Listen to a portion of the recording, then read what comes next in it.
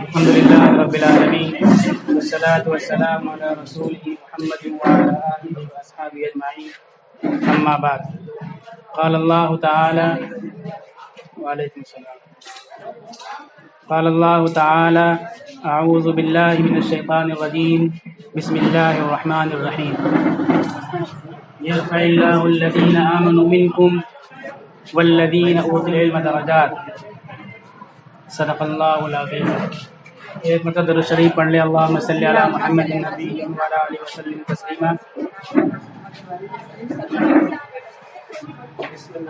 ہم نے جو آیت کریمہ قرآن کی تلاوت کی ہے، اس میں اللہ تعالیٰ نے قوموں کی عزت، افتخار، بلندی اور فتوحات کا معیار اور نظام بتلایا ہے کہ ہم قوموں کو عزت دیتے ہیں اور ترقی دیتے ہیں، فتح عطا کرتے ہیں دو باتوں کی وجہ سے۔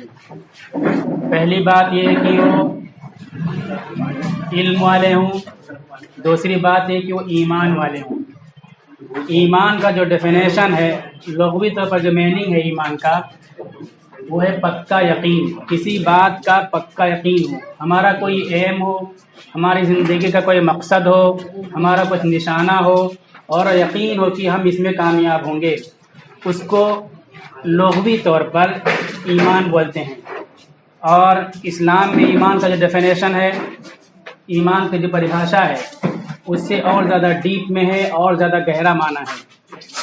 چاند، سورج، ستارے اپنا مدار اور اپنا رفتار، اپنی چال، اپنا برج بدل سکتے ہیں، یہ ہو سکتا ہے، لیکن جس بات کو قرآن میں کہا گیا، جس بات کو اللہ کے نبی علیہ الصلوۃ والسلام نے بیان فرمایا، وہ بات غلط نہیں ہو سکتی، اتنا ہم کو پکا یقین ہو۔ صحابہ کرام کو یقین رہتا تھا جو ایمان کا ڈیفینیشن ہے اس کے مطابق، اسی کے نتیجے میں وہ ہر اس چیز کو جو عقل میں نہ آئے قبول کر لیتے تھے۔ مثلا قرآن میں اس وقت کہا گیا کہ انسان کے پاس فرشتے ہیں، جو کچھ بولتا ہے اس کی ہر بات کو فرشتے ریکارڈ کرتے ہیں۔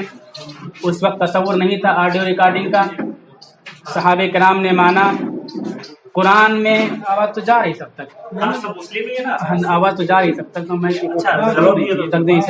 جی قرآن میں کہا گیا کہ جب میدان محشر میں لوگ اٹھیں گے، لیُرَوْا أَعْمَالَهُمْ، اپنے ایکٹیویٹیز کو دیکھیں گے، اپنے اعمال کو دیکھیں گے، اپنے کاریہ کو دیکھیں گے۔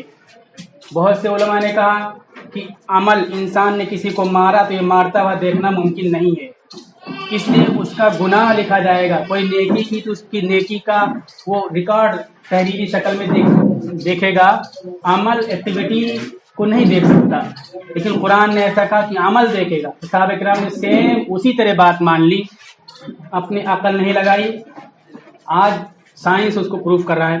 قرآن میں بیان ہوا کہ جنت کے لوگ دوزخ والوں سے باتیں کریں گے، دوزخ والے جنت والوں سے باتیں کریں گے۔ سورہ اعراف میں وَبَيْنَهُمَا حجاب، ان کے بیچ میں ایک دیوار ہوگی، پھر بھی جہنم کا پورا منظر جنت والے دیکھیں گے، جنت کا پورا منظر دوزخ والے دیکھیں گے، اور بیچ میں دیوار بھی ہوگی۔ قرآن نے کہا، صحابہ کرام نے بالکل سیم اسی طرح بات مان لی، کوئی اپنی عقل نہیں لگائی۔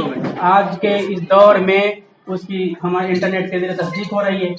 تو ایمان اسی کو کہتے ہیں، عقل میں بات آئے یا نہ آئے، اللہ نے کہا، اللہ کے نبی نے ایک بات کہی، وہ بات ویسے ہوگی، ہم اسی کو سیم ویسے مان لیں، جس کو ایمان کہتے ہیں۔ تو انسان کے فاتح بننے کے لیے، آگے بڑھنے کے لیے، عزت حاصل کرنے کے لیے، تو غلامی کے اندھیروں سے نکلنے کے لیے ضروری ہے کہ دو باتیں اس کے اندر اللہ تعالیٰ نے کہا۔ پہلی چیز ایمان ہو، دوسری چیز علم ہو، تو ہر حال میں اللہ تعالیٰ اس کو بلندی دیں گے، غلامی کی دلدل سے نکالیں گے، عزت اور افتخار عطا فرمائیں گے، فتوحات عطا فرمائیں گے۔ صحابہ کرام کے پاس ایمان کی دولت تھی اور علم، جن چیزوں کی اس وقت ضرورت تھی ان تمام چیزوں کا علم انہوں نے حاصل کیا۔ نتیجہ یہ ہے کہ فتوحات ہر جگہ ان کا استقبال کرتی تھی۔ عرب بظاہر ترقی کے کوئی چانس، کوئی مواقع وہاں نہیں تھے، لیکن پوری دنیا کے وہ فاتح بن گئے ان دو باتوں کی وجہ سے۔ اللہ تعالیٰ نے ہمیں جو پہلی آیت تلاوت کی اس میں اسی ذات اسی نظام کو بتلایا ہے کہ عزت حاصل کرنا چاہتے ہو تو دو چیزیں تم کو حاصل ہونا ضروری ہے۔ پہلی چیز علم ہونی چاہیے، دوسری چیز پکا یقین ہونا چاہیے۔ تم ایک نصب العین، ایک ادیش، ایک مقصد لے کر کے آگے بڑھو اور اس میں کامیابی کا تم کو یقین ہو تو تمہاری فتوحات کو کوئی روک نہیں سکتا۔ دو چیزیں جیسے کہ 2 × 2 = 4 ہوتا ہے، 2 × 2 = 6 5 نہیں ہو سکتا۔ بالکل اسی طرح سے اللہ نے نظام بتلایا ہے کہ قومیں انہی دونوں باتوں کی وجہ سے عزت حاصل کرتی آگے بڑھتی ہیں۔ جب انسان کو کسی چیز پر یقین ہوتا ہے تو اس کے لیے تمام راحتوں کو، لذتوں کو، آرام تک کو چھوڑ دیتا ہو۔ آپ دیکھیں بہت سے ٹیسٹ کو، بہت سے سائنٹسٹ کو اپنی جان گوا دینا تو گوارا کرتے ہیں، لیکن جو وہ ریسرچ کر رہے ہیں، جس چیز کو حاصل کرنا چاہتے ہیں، اس کے لیے وہ کسی بھی طور پر چھوڑنے کے لیے آمادہ تیار نہیں ہوتے۔ دنیا کی تمام لذتیں، تمام راحتیں، تمام سکون چین سب کچھ قربان کر دیتے ہیں۔ اسی طرح سے یقین ہوتا ہے انسان کو تو پھر ہر قسم کی چیزیں قربان کرنے کے لیے تیار ہوتا ہے اور اس کے لیے فتوحات کے دروازے اور فتوحات کے راستے کھلتے ہیں۔ تو دو چیزیں ہوئی، علم اور ایمان۔ یہ دو چیزیں نہیں ہوں گی تو ترقی نہیں ملے گی۔ چائنیز سیئنگ ہے if you want growth and development for centuries then you educate people. اگر تم یہ چاہتے ہو کہ صدیوں تم حکمراں بن جاؤ اور آگے بڑھتے رہو تو کیا کرو؟ لوگوں کو تعلیم دو، لوگوں کو شکچھا دو، تو پھر کیا ہوگا؟ تم صدیوں کے حکمراں بن جاؤ گے اور فاتح بن جاؤ گے۔ دنیا کی تمام قومیں جو اتنا آگے نکلی، آگے بڑھیں، اس کی یہی وجہ رہی ہے کہ انہوں نے تعلیم پہ محنت کی تو آگے۔ یہ چھوٹا سا مجمع ہے، ہم سمجھتے ہیں کہ چھوٹا سا مجمع کیا فیصلہ کر لے گا۔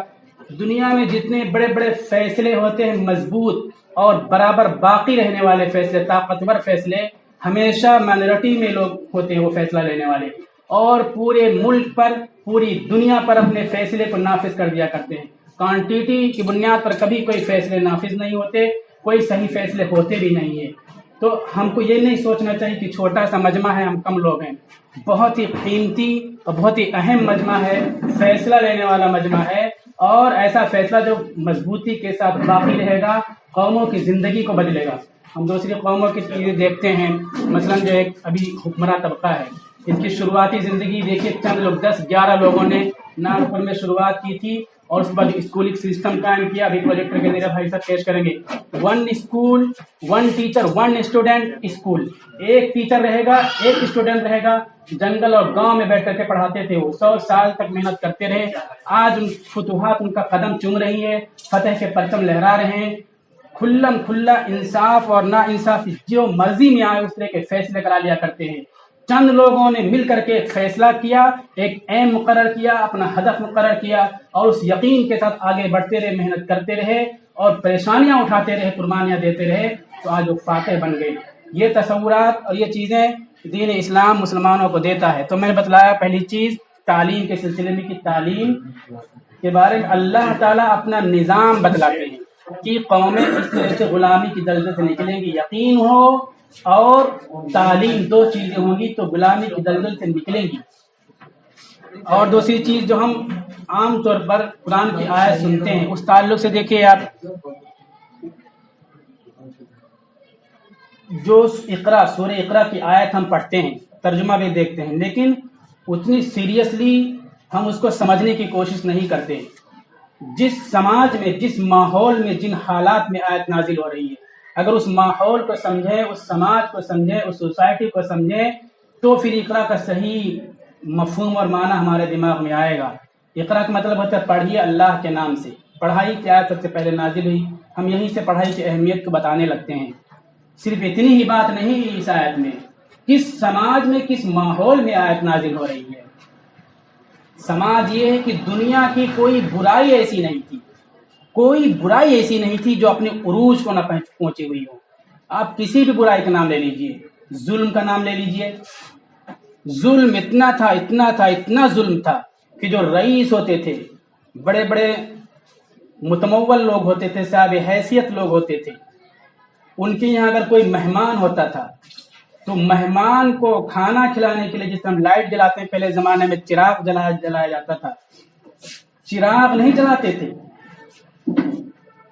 غلام انسان جس کا غلام نام رکھ رکھا تھا، ان کو لاتے تھے، زنجیر میں باندھتے تھے، ان کے جسم پر کاٹن روئی لپیٹ دیتے تھے، تیل میں ڈبو دیتے تھے، اس انسان کو زندہ جلاتے تھے، وہ انسان زندہ جلتا تھا، چیختا تھا، اس کی روشنی میں مہمان کو کھانا کھلایا جاتا تھا، اور وہ چیخ و پکار کرتا تھا، اس چیخ و پکار کو میوزک کے طور پر سمجھا جاتا تھا، گانے کے طور پر سمجھا جاتا تھا، اور یہ مہمان فخریہ بیان کرتا تھا کہ میرا اتنا استقبال کیا کہ زندہ انسان کو جلا کر کے اس کی روشنی میں مجھے کھانا کھلایا، اس کی چیخ و پکار کے ساتھ مجھے کھانا کھلایا۔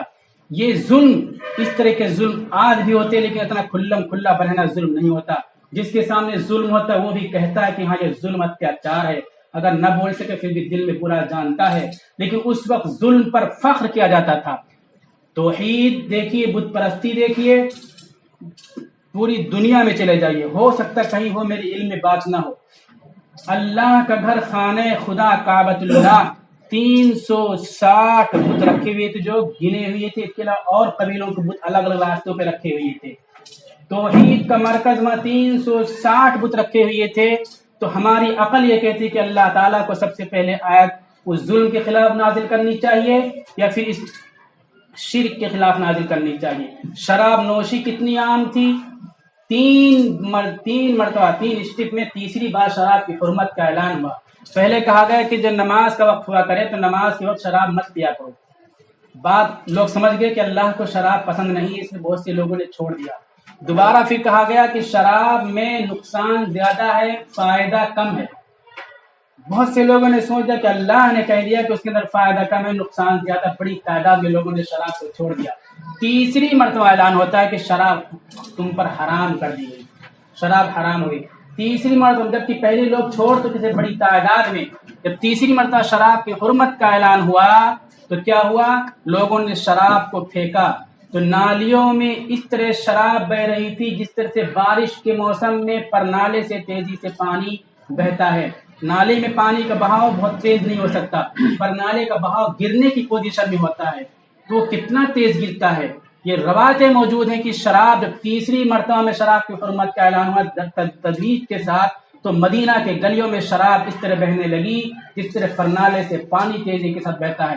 میں کہتا ہوں مندسور اس شہر کے شراب کو، اندور بھوپال کے شراب کو، واشنگٹن کے شراب کو، ہر شہر کے شرابوں کو سڑکوں پہ بہا دیجیے آپ، پر نالے کی نالیوں کی طرح شراب نہیں بہیں گے، لیکن اس وقت شراب اتنی تیزی کے ساتھ بہا، تیسرے مرتبہ میں جو حرمت کا اعلان ہوتا ہے، تو ہماری عقل یہ کہتی کہ سب سے پہلے اللہ تعالیٰ کو یہ حکم نازل کرنا چاہیے تھا کہ شراب سے رک جاؤ، شراب مت پیو، لیکن یہاں تو پڑھنے کی آیت اللہ تعالیٰ نازل فرما رہے ہیں، جوا، سٹا اور دنیا بھر کا تفاخر، خون، قتل، غارت گری، چھوٹی چھوٹی باتوں پر، گدھے، گھوڑے، اونٹ کی لڑائی پر انسانوں کو ذبح کر دینا، جانوروں کو مارنے، جانوروں کی بنیاد پر قبیلے کے قبیلے کو تہبارہ کر دینا کا رواج تھا۔ بالکل فخر کے طور پر اس بات کو بیان کیا جاتا تھا کہ میرے اونٹ کو اس نے ڈنڈا مارا تھا تو میں نے ان کو میرے گاؤں کو تباہ برباد کر دیا، فخر کے طور پر لوگ بیان کیا کرتے تھے۔ لیکن اللہ تعالیٰ نے اس ظلم سے روکنے کے لیے سب سے پہلے نہیں حکم نازل فرمایا۔ سب سے پہلے کیا حکم نازل فرمایا؟ سب سے پہلے یہ حکم نازل فرمایا کہ پڑھو، پڑھائی۔ اچھا، یہ پڑھائی بھی انسان کی نجات کے لیے، انسان کی فلاح کے لیے کامیابی کا ذریعہ نہیں ہے۔ ایک آدمی قتل کرتا ہے تلوار سے، چھری سے، چاقو سے، تو چند لوگوں کو قتل کرے گا، پھر جیل میں چلا جائے گا۔ لیکن اگر کسی نے صرف پڑھائی کی ہے، اس کو اللہ کی معرفت نہیں حاصل ہے، اللہ کے احکام کو اس نے نہیں سیکھا ہے، اللہ کی عظمت اس کے دل میں نہیں ہے، تو وہ پڑھائی اس جاہل، مڈرس، خونی اور قاتل سے زیادہ تباہ کن دماغ اس کے سر میں کریٹ کرے گی۔ وہ آدمی پڑھ کر کے ایسا بم بنائے گا جو ہیروشیما اور ناگاساکی پر برسے گا، افغانستان، عراق میں برسے گا، اور ایسے چیزیں ایجاد کرے گا کہ دنیا بھر کے وائرس میں لوگ مبتلا ہو کر کے مرنا شروع ہو جائیں گے، کیونکہ اس نے جو پڑھائی کی ہے صرف دماغ اس کا کریٹ ہوا ہے، دل نہیں کریٹ ہوا، دل میں صحیح سوچ نہیں بنی، بس ایک اس کا پڑھائی اس سے تباہی لائے گی۔ لیکن جب اللہ کی معرفت، اللہ کی پہچان، اللہ کی عظمت کے ساتھ پڑھائی ہوگی تو یہ پڑھائی انسان کو سماج کے لیے مفید بنائے گی۔ اللہ تعالیٰ کہتے ایسی پڑھائی پڑھو تم لوگ، اقرأ بسم ربک الذی خلق، پڑھو ایسی پڑھو اللہ کے نام سے، اس ذات کے نام سے جس نے تم کو پیدا کیا ہے. اللہ کا نام، اللہ کی معرفت کے ساتھ پڑھائی ہوگی تو یہ پڑھائی نتیجہ لائے گی. اس طرح سے جب اس طرح کی پڑھائی مسلمانوں نے کی، جب مسلمانوں کے سامنے، قرآن سمجھنے والوں کے سامنے، اللہ کے نبی کی زندگی پر عمل کرنے والوں کے سامنے قرآن کی آیتیں آتی تو انہوں نے پڑھائی کی. اس پڑھائی کا نتیجہ کیا ہوا؟ آج بھی جو ہم سامان استعمال کرتے ہیں، 1001 چیزیں مسلم سائنسدانوں کی ایجاد کی ہوئی ہیں. یہاں ہم جتنی بھی چیزیں اس وقت یہاں استعمال کر رہے ہیں سب کی سب مسلمانوں کی ایجاد کی ہوئی ہیں، یا ان کا بیس مسلمانوں نے بنایا تھا. یہ گلاس، یہ قلم، یہ چشمہ، یہ جوتا، یہ لوٹا، یہ کپڑا، دنیا بھر کی یہ کاپی، سب کی سب 1001 چیز. یہ اپنی کسی اردو کتاب میں پڑھ کر کے میں نہیں بتا رہا ہوں. ابھی چند سال پہلے مانچسٹر میں ایک کتاب کا اجرا ہوا، اس میں ہیلری کلنٹن بھی موجود تھی. انہوں نے بھی کہی، اور اس کتاب کا نام تھا، آپ نیٹ پہ بھی سرچ کر سکتے ہیں، اس میں 1001 ہیریٹیج آف 1001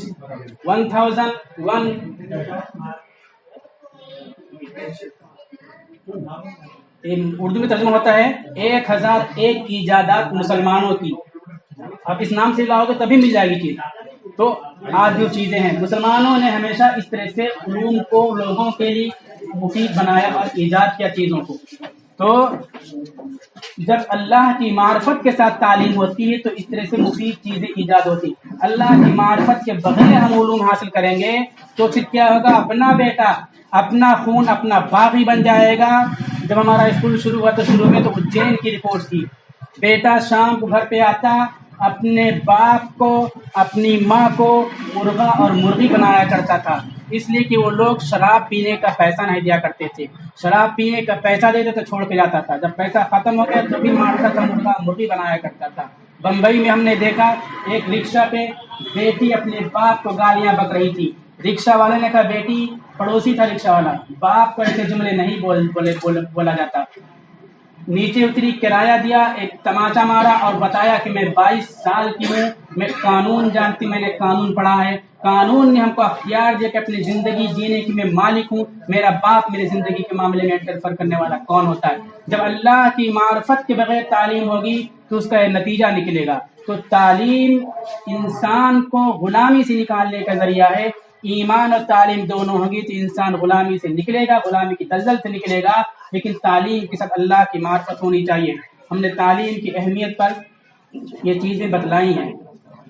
ہماری یہاں بہنیں بھی بیٹھی ہوئی ہیں، ان بہنوں کو بھی میں سمجھانا چاہتا ہوں اسلام کا تصور خواتین کے سلسلے میں کیا ہے، اور نسلوں کو ڈیولپ کرنے میں اور نسلوں کو صحیح دشا دینے میں عورتوں کا کیا حق ہے، کیا کردار ہوتا ہے. نسلوں اور قوموں کی تربیت میں عورتوں کا کلیدی بنیادی کردار ہوتا. اسلام نے ہمیشہ شروع سے آخر تک اس بات کو دکھلایا، اس بات کو بتلایا ہے. ہماری بہنیں اچھی طرح سمجھ لیں، سب سے بڑی کلید اور چابی عورتیں ہوا کرتی سماج کو صحیح رخ دینے میں، صحیح دشا دینے میں. ہم 3 پلیس آف ایجوکیشن کو بتلا رہے ہیں جو اسلام میں جن کا تصور ہے، اور لاک ڈاؤن کے موقع پر ہم ناواقف ہونے کی وجہ سے اس سے فائدہ نہیں اٹھا پائے. اسلام میں پلیس آف ایجوکیشن 3 ہے: desert based education system, home based education system, school based education system. یعنی جنگل میں، بیابان میں، بستی سے باہر رہ کر کے پڑھائی کرنا، نیچرل ماحول میں پڑھائی کرنا. پہلی چیز یہ چیز شروع ہوتی ہے حضرت حاجرہ علیہ السلام سے. حضرت حاجرہ علیہ السلام کی زندگی کو ہم پڑھتے ہیں تو حضرت اسماعیل علیہ السلام کی قربانی کو یاد کر کے قربان نہیں ہوئے تو ہم جانور کی قربانی کرتے بس اتنا رہ جاتا ہے. اس میں جو پیغام ہے بنیادی کہ ان کی تربیت کس نے کی. وہ نبی تھے، یہ نبی تھے، نبوت کی نظر پڑی بیٹے پر، نظر کی برکت سے زندگی بدل گئی، اس پر ہمارا یقین ہے. اولیاء کرام کی نظروں سے ہماری زندگی میں تبدیلی آتی ہے، انبیاء کرام کی نظروں سے زندگیوں میں تبدیلی آتی ہے، اس پر ہمارا یقین ہے. اگر کسی کا یقین نہ ہو تو اس کا ایمان کمزور ہے یا ختم ہے. تو اس پر یقین ہے، لیکن ایک روحانی چیز ہے، مادی چیز، اسباب کی دنیا میں دکھنے والی چیز نہیں ہے.